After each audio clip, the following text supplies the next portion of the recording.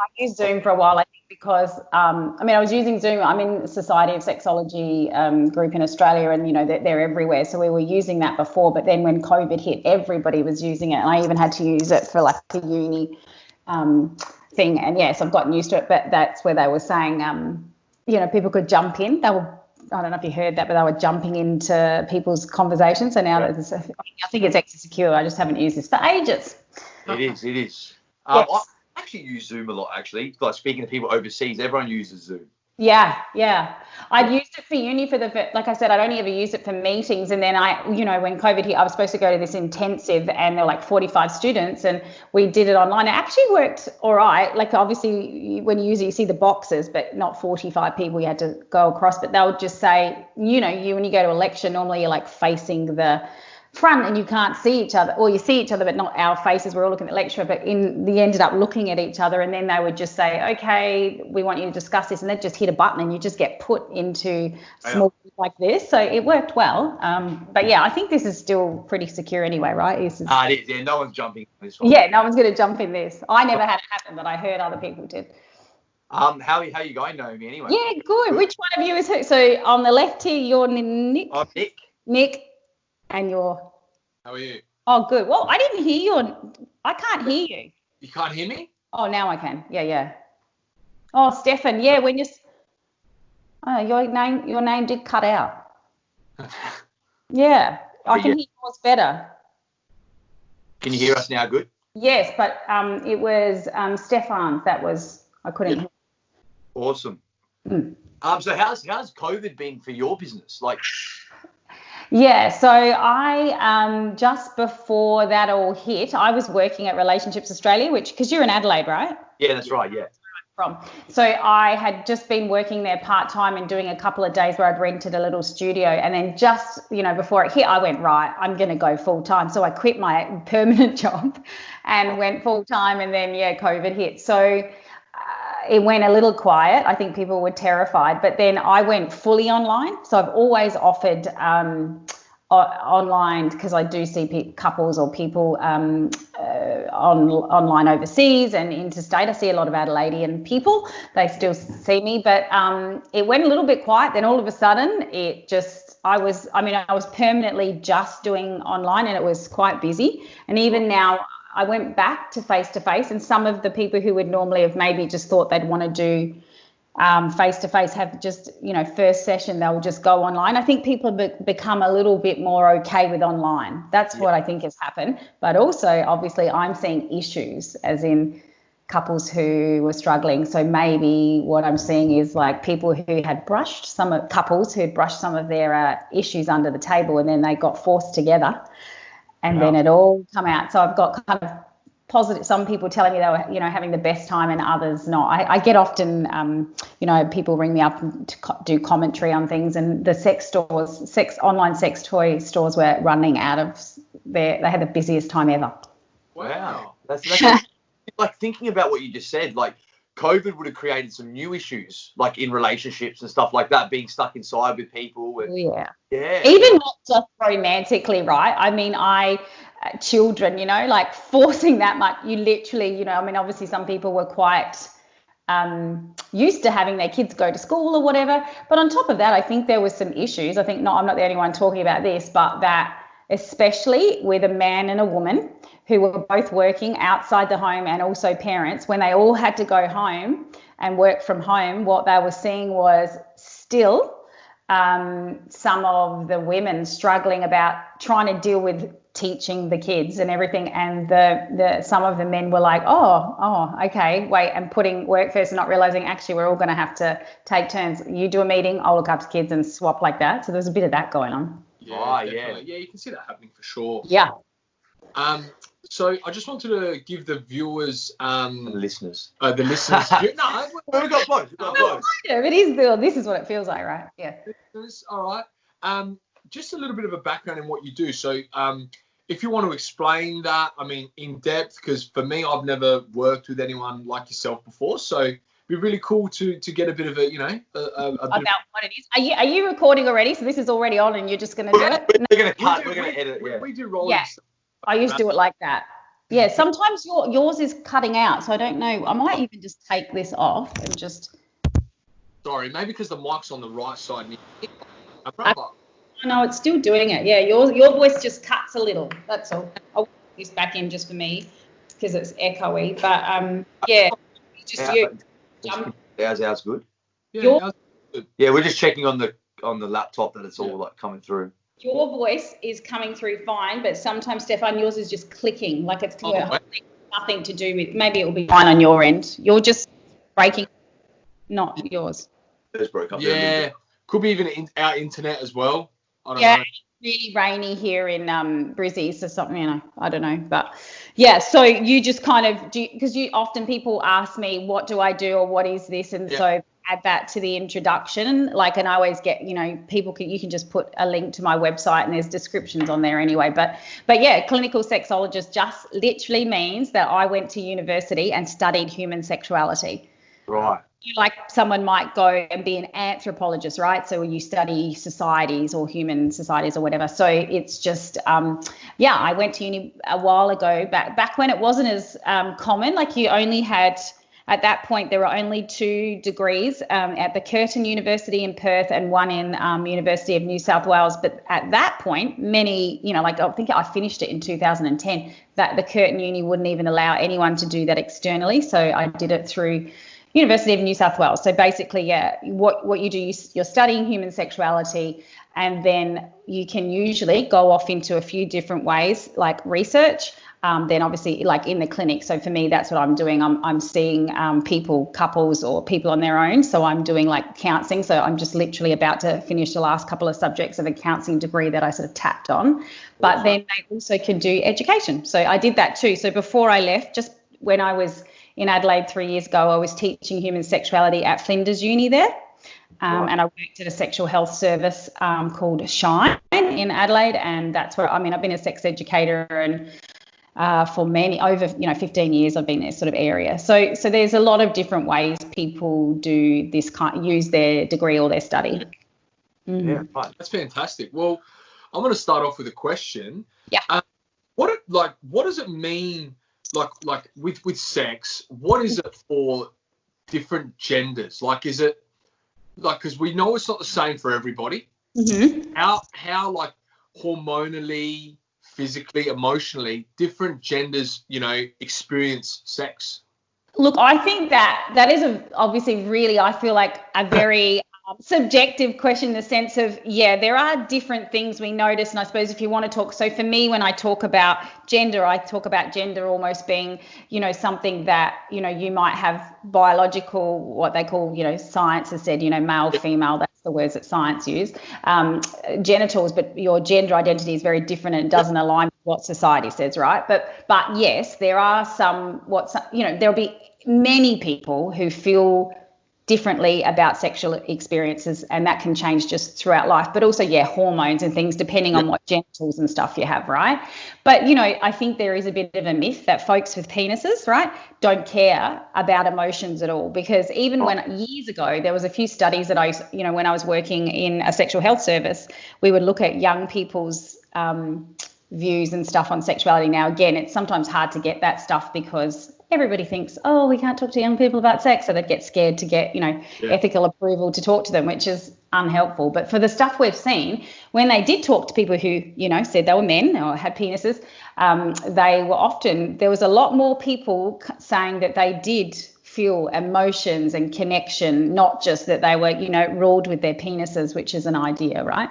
That's the case. So I think that's sort of something to think about. But also, obviously, I see people every single day, couples especially, and I see a lot of people, men and women, talking about their differences. And it's, women will often tell me the same sort of stuff around that, they need more sex than their partner, or, so there is this idea that the genders experience it differently. But there are some things, like, for example, that idea about why is it that a lot of people who are women will say to me, the women who have sex with men, what is it that they want to go to sleep after? And they're actually, that's actually not, there's a joke that men roll over and fall asleep. And actually there is some sort of hormonal stuff around that. And obviously just being sexual, depending on what you're doing, can make you tired anyway. A lot of people do be sexual at night as well. So there's these few things there as well. But also they say they're not exactly sure what it is, but it's not unusual that you will feel very, very sleepy after having orgasms and things like that. Right. Yeah, it's not just a, thing that, people with penises are assholes and just fall over. No, yeah.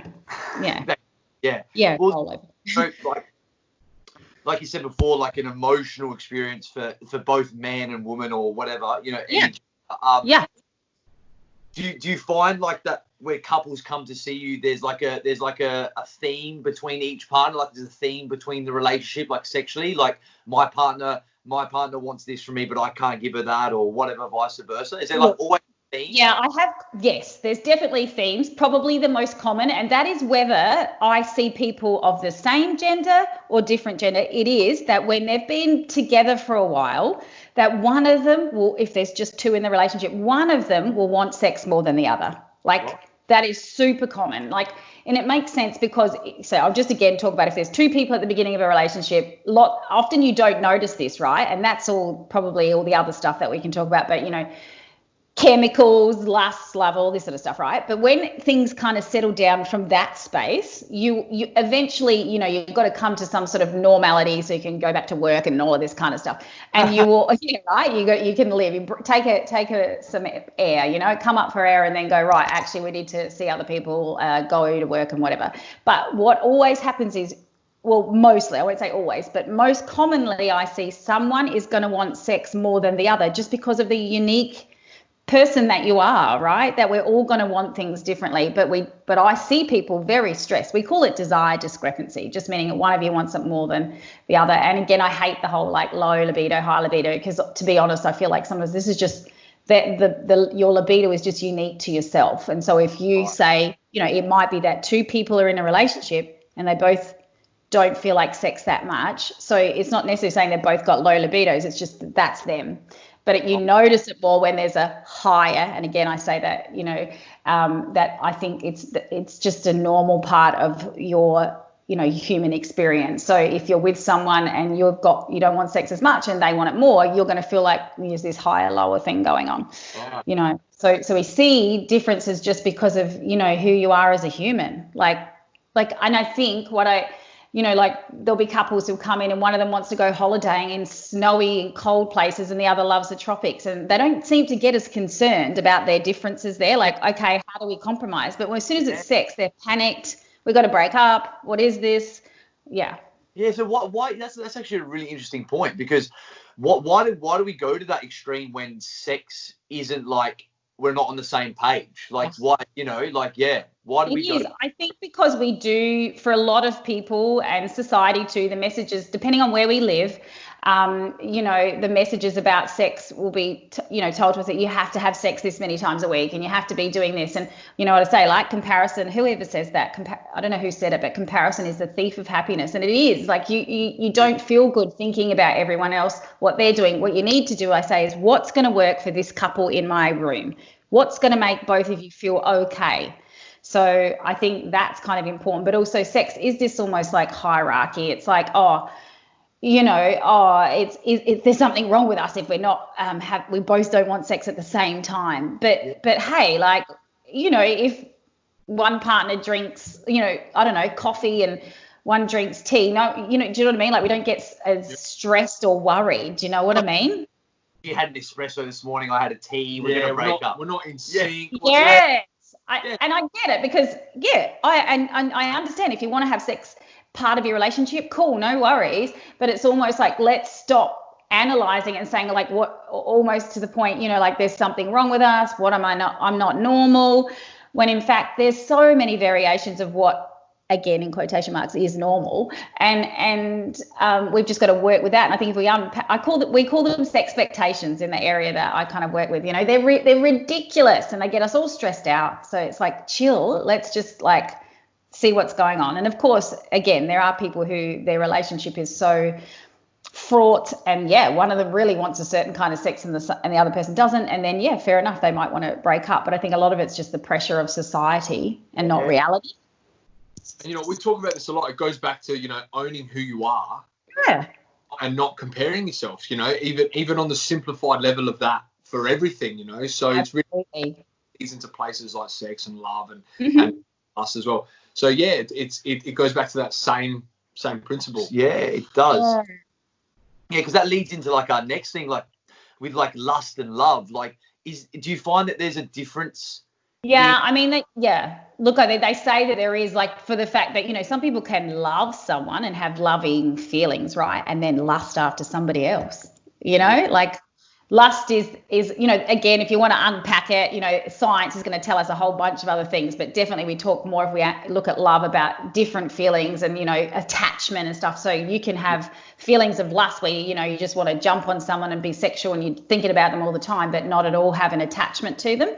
So yeah, they are separate things, but obviously you can also love someone and have all those feelings that are associated with love and lust after them. But that's why they say that sometimes they are different in the sense of that, like, yeah, you can love someone and then totally lust after someone else. Do you think that's why they say, the honeymoon period, with that term? Do you think that's where people are trying to identify if it's just lust? And then that's why at the end of the honeymoon period, someone's not in it and someone is in it, Yeah. To, a negative kind of path that like a negative breakup or something, because someone's actually lusting and someone's actually loving, so giving up. Yeah, totally. Yeah, and I think that's just part and parcel of us being human and taking those risks, right? When we start dating and stuff like that, it's a risk. You're putting yourself out there because sometimes people reject us, and it's not even people use that word a lot, but it's almost like, they're just like, they're not feeling the same feeling. So most of us do have the experience of that in many ways, not just romantically, right? In friendships and jobs and all sorts, but it feels so much. If you are having those feelings back, like, or you're feeling all of those things and going, oh, I can see this moving forward, I think I'm in love, or I'm heading that way, or you're starting to envision things.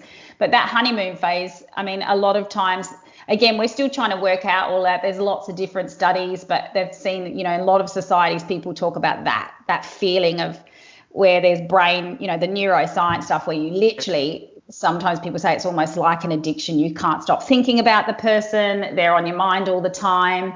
You want to be close to them. And people often talk about love, and again, I feel like that's also subjective, but love being that's even more in the fact that you don't just want to have sex with them, you want to talk to them, you want to be next to them, you make plans with them and things like that. But yeah, a lot of people chase that really amazing, it's a high. It's fairly unsustainable. At some point, as I said, you have to come up for a breath of air, and then you might feel it up and down, right? But yeah, for a lot of people, they'll keep chasing that feeling rather than moving into so for some people who do longer term relationships, things calm down a bit, but there's also wonderful rewards with that, creating a history with someone and life and all of that. But some people will forever chase that feeling. Yeah. Yes. Do you think that's bad for the human to like continuously chase lust, like addiction form? Yeah, look, I'll never want to say that, because for some people, I think they're not made for monogamy. And, that's not for them. And I think that that's okay. So I don't tell people that I think it's bad, but I just make people aware and question these things around, okay, this is what you're chasing. Can you do that? And unpacking that, just to saying it is normal to have a sort of almost transition from that beginning feeling to something else.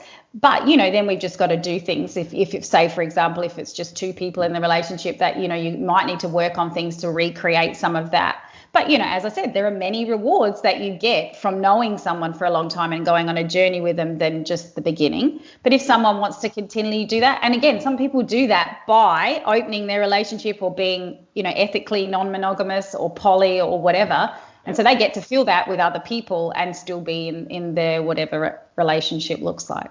Yeah, that's true, actually. I just ask a question because, as you move from lust to love, as a society, we tend to we marry and we go into like secure like relationships with like, priest or whatever you get married in front of, documents. Do you feel like once marriage enters, and Stefan's married, once you're married, things change in the relationship because of the society label? Is that I do think, like, I feel like we all bring in what I call like the suitcases, right? The luggage, the baggage from our life before, and from our family, our cultures, like a whole bunch of stuff we bring that along. We can't help that. But also, yes, society, depending on where you live, the expectations of what marriage is, because obviously that's evolved, right? In some countries, marriage, began with, it was a patriarchal system, but also just like an exchange where people were like, we married here and this is going to secure names, or this is me, we're going to get cows, and like all of these things. Now we've put so much pressure onto marriage, right? And I think about like it's monogamy. Now, I'm not saying monogamy in itself is bad. What I say is the toxic parts of monogamy, and that's the one where we put that much pressure on one person to fulfill our every single need, which is just, you can't do that, right? That's so true. Exactly. Like you just unattainable. Action onto someone else, it's not fair on the other person. Do you think the idea of marriage has shifted over time as well now?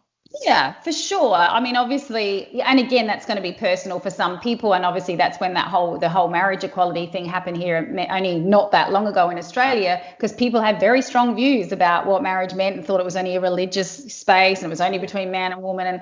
But I think it's important to discuss those things, and we don't. When we meet people, we're often in that really phase, and there is some, again, science says that with all that stuff switched on, we literally have that sort of the more, other hormone, which sort of our sense of danger is kind of lulled, which is that rose-colored glasses thing. So we're often like missing the red flags and just, thinking everything's fab. But also we don't have conversations necessarily about what are your thoughts on marriage, or what do you think marriage is? And so for some people, it's literally they're just like, I want to put this on I want to do this so legally we've got money together, I've got rights. Other people, it's a celebration. I mean, there's so many things, and I think it's important to ask the person that you're going to marry, like, what is it that you think about marriage, and what role models of marriage have you seen? So they might be super, traditional gender roles, and then you're with someone who wants to do that and you don't. I suppose it's about having those conversations. That's so true. Yeah, I think it makes a lot of sense that, like, obviously times have changed, because, like, I mean, we come from Italian background. Yeah. 6 months, you're married. Wow. Yeah. Know the person in your first years of marriage rather than on the way to it. Whereas me and my wife, we were actually dating for 9 years before we. Wow. Yeah. So you really knew each other. Yeah. And I think, and I've always said this, I don't know if Nick's the same, but I've always had the belief of, if I'm going to talk to my friends about it because I can't talk to my partner, then I actually should rethink that and probably speak to her about it first. Like, well, depending on what it is. I mean, again, who came up with that? This is this thing. I always say, where do these ideas come from that we must share every single thing with the person that we're married to? Should we? But I suppose it's about having a conversation. There are things in our brain that all of us probably think and never tell a soul, right? But it's almost like there's a difference between privacy and secrecy. Yeah, that's right. Our private thoughts, things that who says we have to tell anyone anything, and then the secrecy is a different thing, right? And that's right. It's like, well, what is it that you don't have to answer this, but the thing that you were saying is like, maybe you need to talk with a bunch of people to get a different perspective or whatever. And I just think depending on what it is, but I suppose that's the stuff. If you're married to someone who says, yes, you need to tell me everything and don't you dare tell all your friends. Yeah. No, I was coming more from the place of like, let's say this happens a lot, she's expecting to be proposed to, and instead of actually being upfront and going, so is that what you want, you go to someone else and kind of talk about it there. Yeah.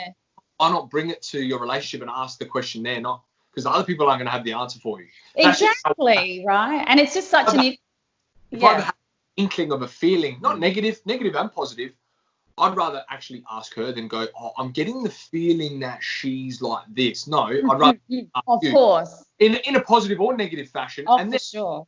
And then we work it out together. That's how that's important stuff. And I think that is funny. There are so many, when I see a lot of people in hetero relationships, there's also this expectation generally on the man to propose. And then so some people, I hear them talking about, I'm waiting. I'm like, wow, because in other relationships it's the same gender, those roles aren't there. So it's really interesting how that pressure. True. So it's all perspective really, it's into your own kind of zone. Yeah, exactly. And I think we forget that as humans too. Like we get so caught up in like we're just doing what we think, what we know, right? Yeah. Like system. Like this is the only system that I know. This is the only system that exists.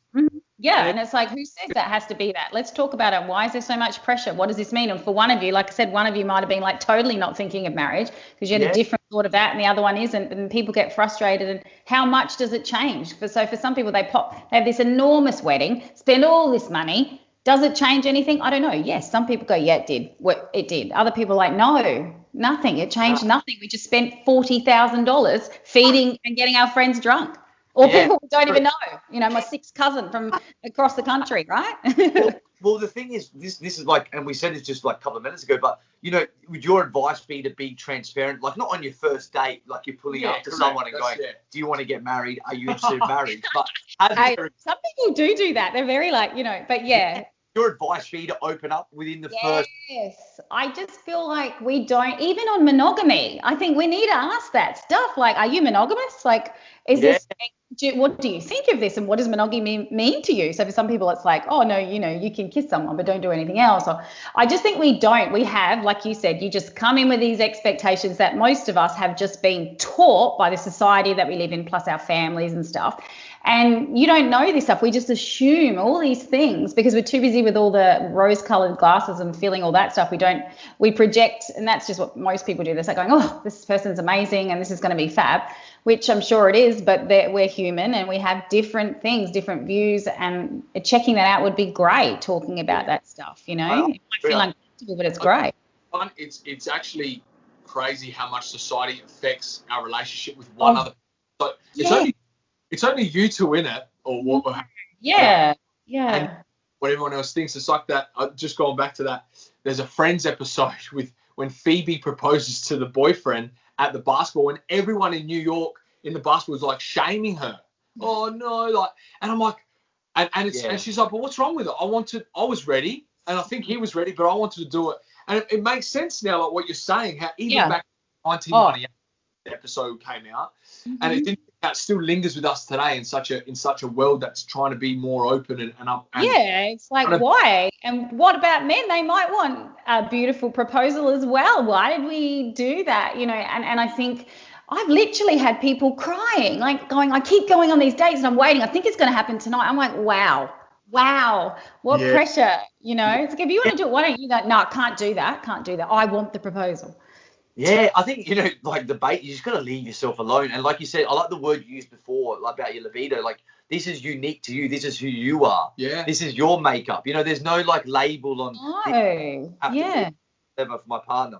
And it can change, right? You might have stuff going on, like, I don't know, you're really, going great guns with your career, or you've got someone sick in your family, or you might have depression, or, all of these things, they're going to impact that too. And I think we just don't take that into account. And I think men in particular, the toxic parts of masculinity say to you, there's something wrong with you if you don't want sex every day, which is ridiculous. Like, it's so ridiculous and harmful.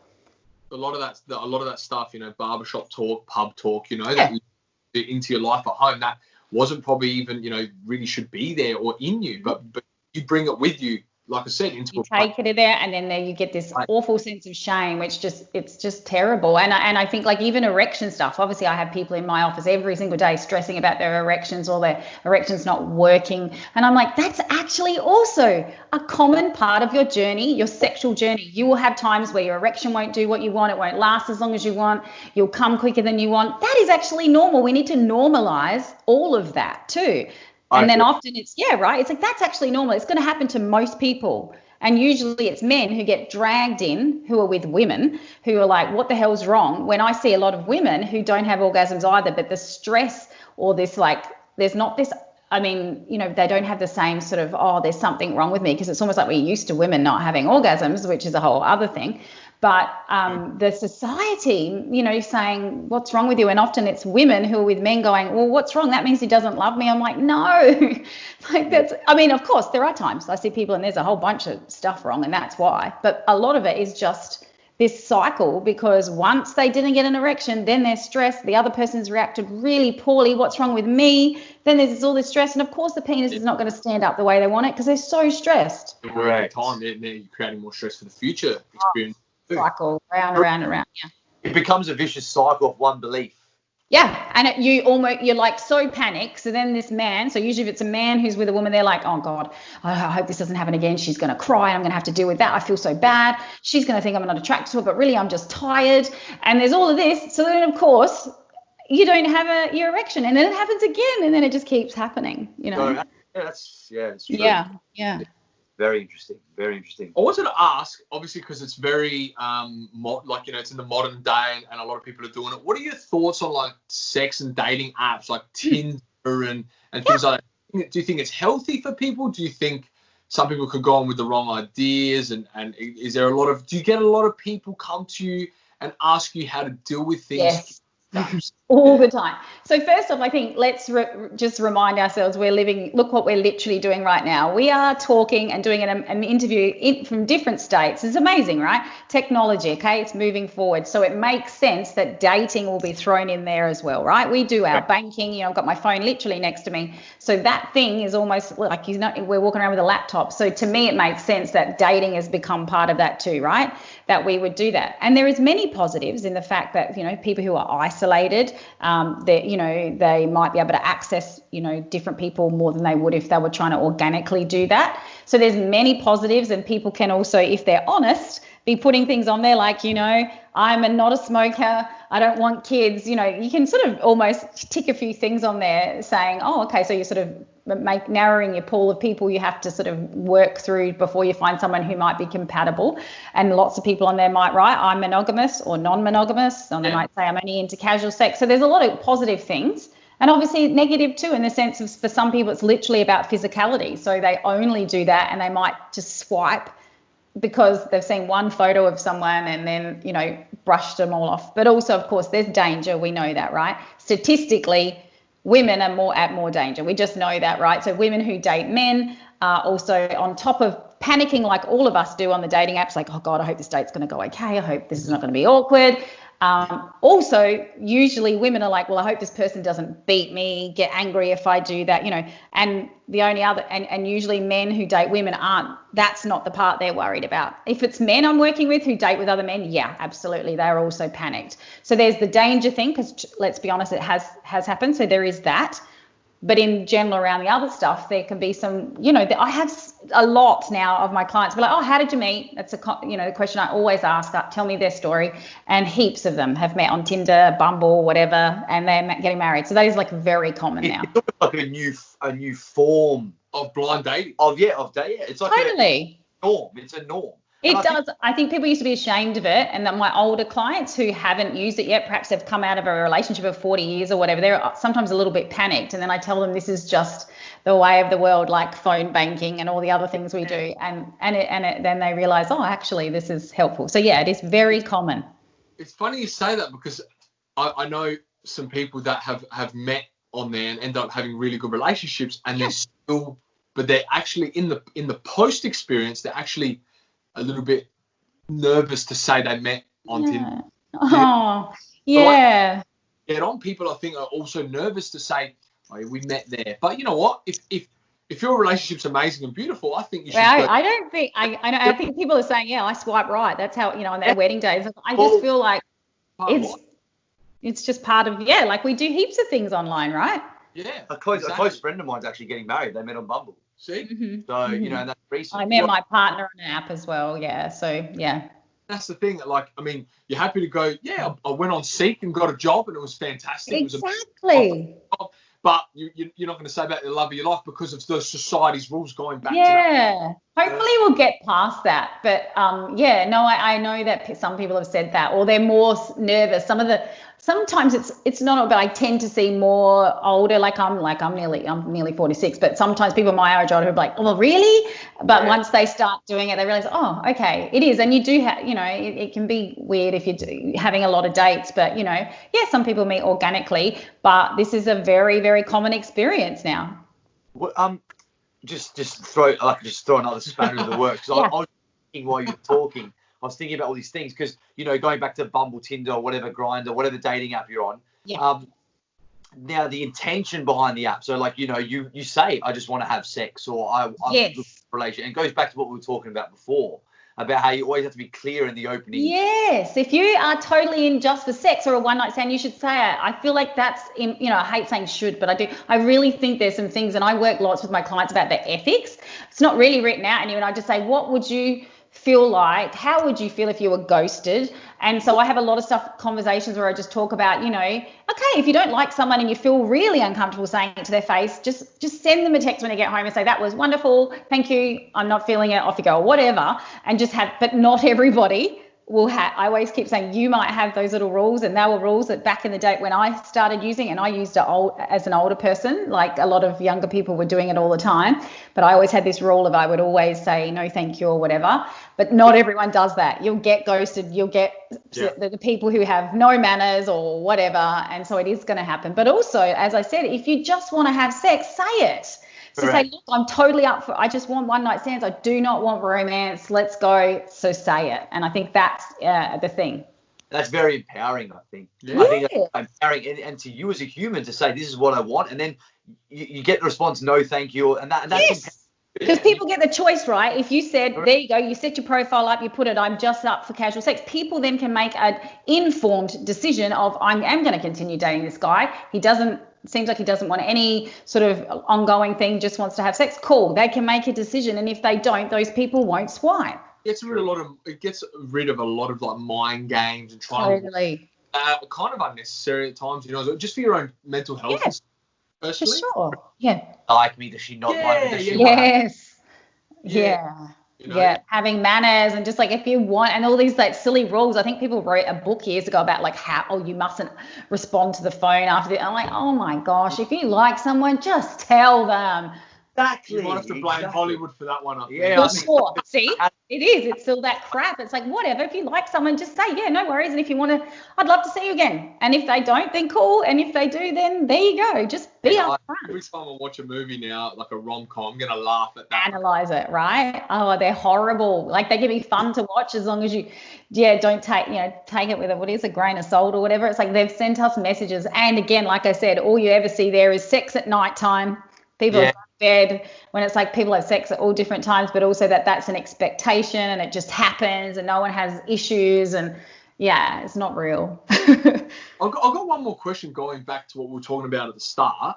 With the honeymoon period, do you find people have that period at the end of like a toxic or a negative relationship as well? So like, for example, I've seen before people are like, they're not happy, they're complaining, but then when sex it's time to walk away and take it by the horns or whatever it is you want to, the analogy, it becomes like really difficult, and it's almost like the reverse honeymoon period of like, it's not great, but I'm scared to walk. What is that? Absolutely. And again, there's some science that says that thing that switches on in the brain that makes us, again, almost feel addicted to someone. We literally can't stop thinking about them. When you break up, there's some science and some different studies you could have a look at that tell you it switches back on again, almost like, and it's all that attachment stuff and all that. And you're like, so sometimes, a person can be with someone. I've got, clients haven't had sex for 10 years or something. And then their partner's like, I'm out, I'm done, I'm gone, and all of a sudden they're like, they want to have sex. It's the fear and just So absolutely, sometimes people are in a really toxic relationship, but always the sex has been fab, so that sort of keeps them there. People stay for all sorts of reasons, but yes, that sex with the ex thing, yes, often people will.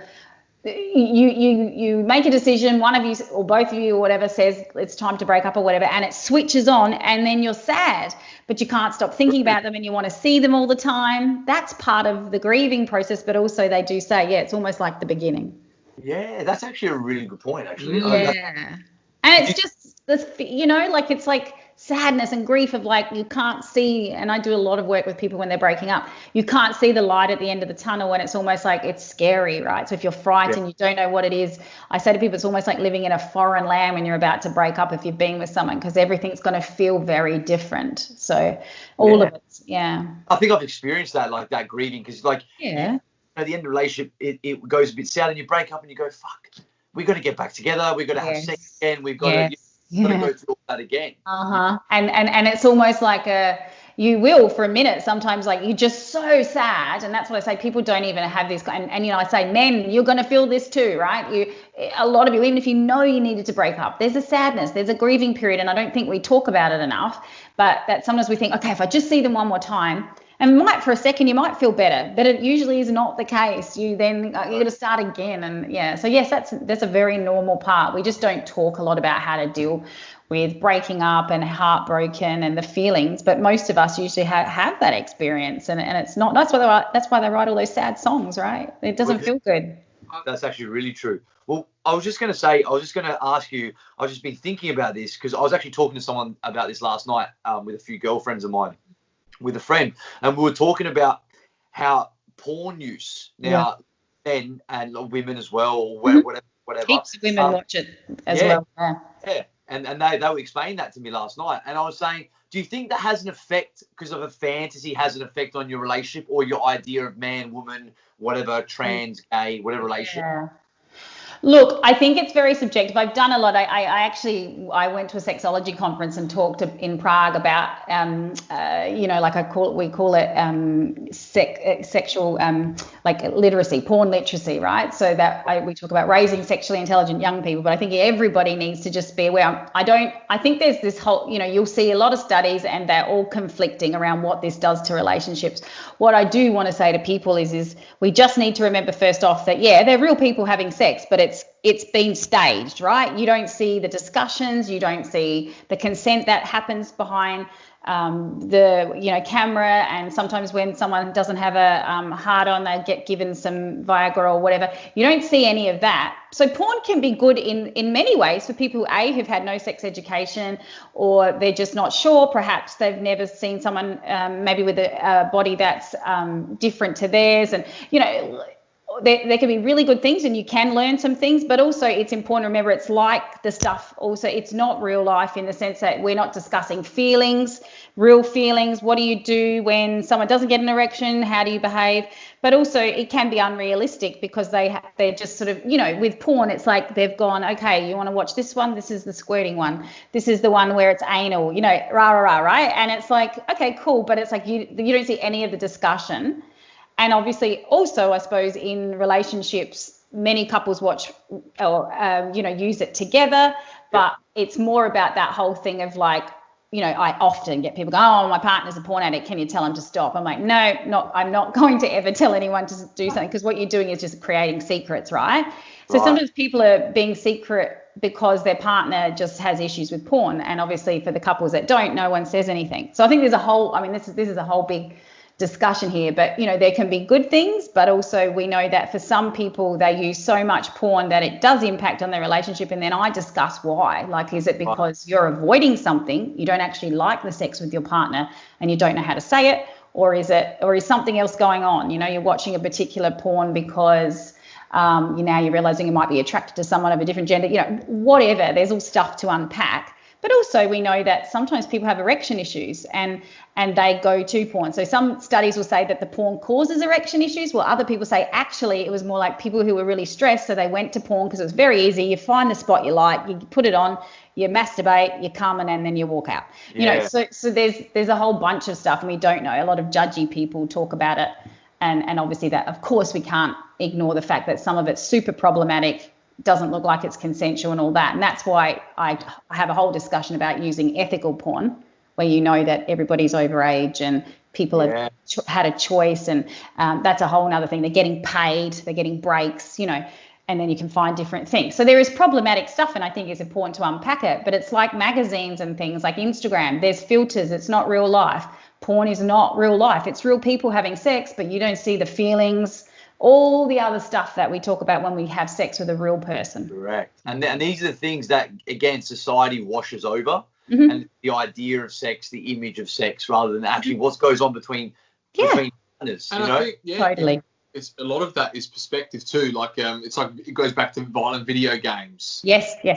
goes back to violent cinema, Quentin For Tarantino. sure. You know, we don't react on those things and act like that in the Not street. the same way. Most people go to that and they'll watch it and they don't go off and murder people, or people don't watch drifting game, car, they still don't speed when they're on, so it's that. But people freak out because it's sex. They always do. They're judgy. So it's about, having a conversation about it, but saying that, yeah, for a lot of people, they're fine with it. It's just if there is, and again, I don't buy into the addiction model because I don't think it's the same as being like addicted to like heroin or something, where you're going to obviously come off that and have some, might need to go to hospital or dependent or whatever you want to call it. Yeah. But that, yes, people can absolutely have some compulsive issues, or they're avoiding. A lot of my stuff is that they're actually having sex with with themselves, with porn, and avoiding something that's really going on in their relationship. So that's where I sort of unpack that. What's going on for you? And so I just don't use that terminology around porn addiction, but problematic porn use, yes, I say, yeah, it can take over your life. Let's talk about it. Come on, what's happening? Why are you feeling this way? Yeah.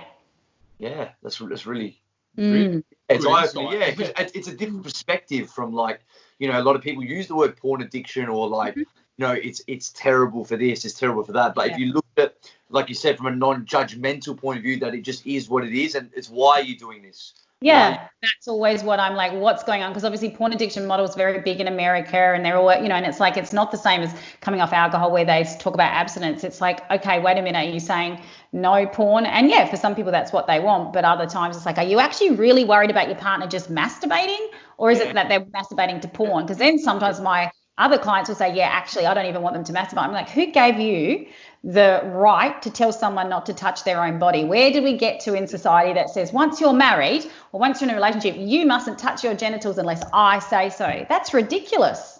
I agree. Honestly, like who made that up? Like, that's your own body. I mean, of course, if your partner is masturbating so much they never want to have sex with you, and sex is something you want in the relationship, let's have a chat about it. Let's unpack that, of course. But you don't get the right. Who said that? That's your body. That's something you've been doing often in the uterus. People are, little fetuses are masturbating in there before they even come out into the world. And then all of a sudden you think you own that person.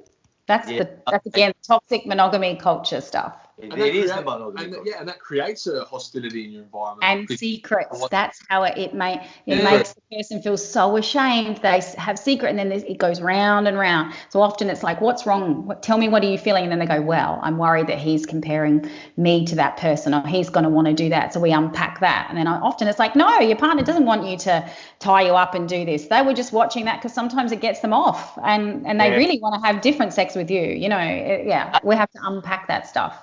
It's cool to look at it like that. It's very where can our listeners and viewers look at your stuff, Naomi, on your website? Yeah, so I haven't got all of there's a lot of podcasts on there and stuff like that, but yeah, my website is just www.naomihutchings.com.au, and they can make an appointment. I do online appointments if people have got an issue around this. So if they want to pop on there, and on my Instagram page, I'm Australian Sexologist on Instagram, and I do a lot of activism on there.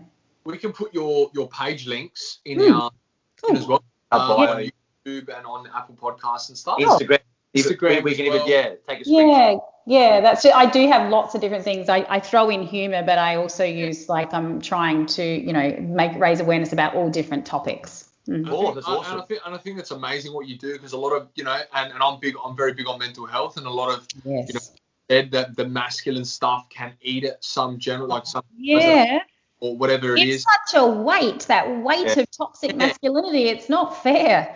Just knowing that they can talk to someone to actually, like you said, don't worry about society, don't worry about these things. What's going to work for you? Expectations. I'll use one of your. Yeah, it's a great, it is. And depression, as you just talked about, mental, that totally impacts people's libido. So much so, and we don't talk about that enough. People will get medication, which is fine. Definitely that can be helpful, but also sometimes medication then does it. Correct. We have the whole conversation. Well, and one of the main reasons we got you on today is to create the awareness as well about open to talk about your sexuality and what, like you said, what issues you're having or the positives that you can take away from this conversation, and to have those type of discussions, which are really important. Me too. That's exactly where I'm coming from. It's like, let's do that. I think there'll be a lot happier people if we realize we don't have to live up to those expectations. Yeah. Thanks, Naomi, for coming. Yeah, thanks for having me on. That was awesome. Yeah, it was really cool. I loved it. You. Hopefully we'll stay in contact, and we'll speak to you through Instagram and stuff like that. Sure. Beautiful. Yeah. All righty. Take care. See ya. Bye. Bye.